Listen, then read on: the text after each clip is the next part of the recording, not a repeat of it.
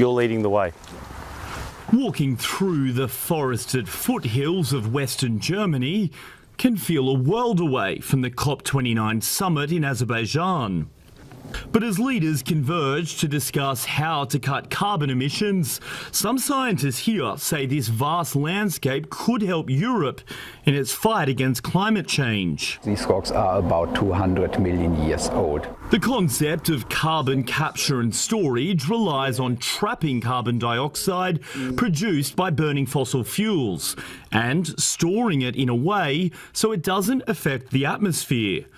Scientists say certain geological conditions, like sandstone deposits, can act as natural underground storage tanks for the gas. These rocks are solid. There are some fractures you can see as well, but there are tiny pores in between the sand grains of the sandstone, and those pores are the location where CO2 is put in. It's a gas and easily penetrates into the rock. And so this is a natural forming spring. Carbon is already stored underground naturally. These springs show the carbon bubbles escaping to the surface. This region has long been famous for its natural sparkling water, but researchers say carbon dioxide emitted by human activity can also be stored and sealed underground using the same types of rock formations.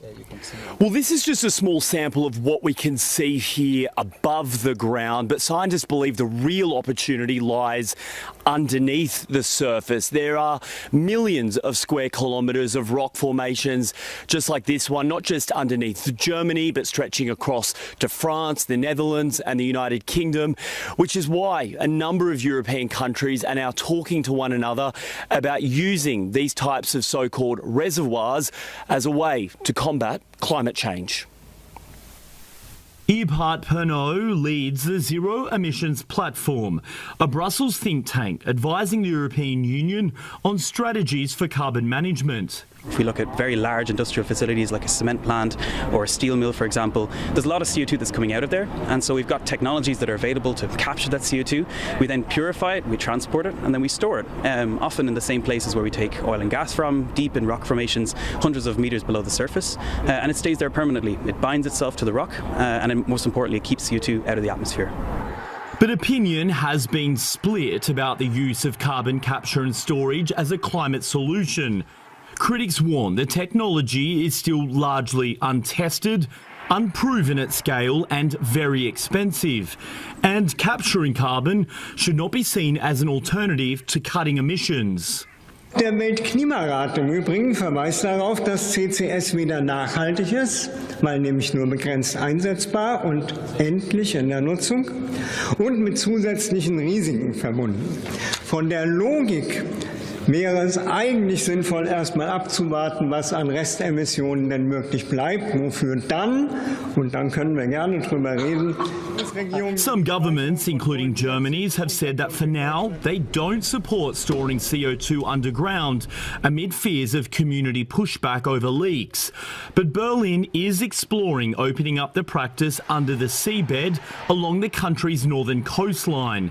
It's also working with the private sector on using industrial facilities, including cement plants, to capture carbon during production. It's a very old industry, so the industry such as cement's been around for thousands of years, and having this big change where we address these CO2 is a big moment. We have built the largest CO2 capture pilot outside of China in a plant called Lix in Belgium.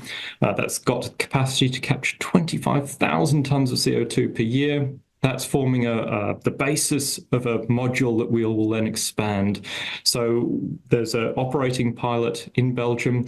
Again, there's a new plant coming up with Heidelberg Materials in Germany that will do a commercial scale module capturing 100,000 tons of CO2, which is about 20% of the cement plant's throughput.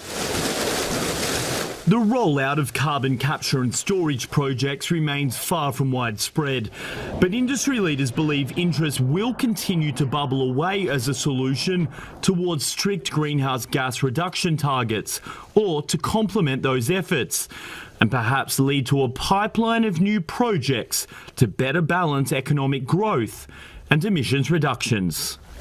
Trent Murray, CNA, Gerolstein in Western Germany.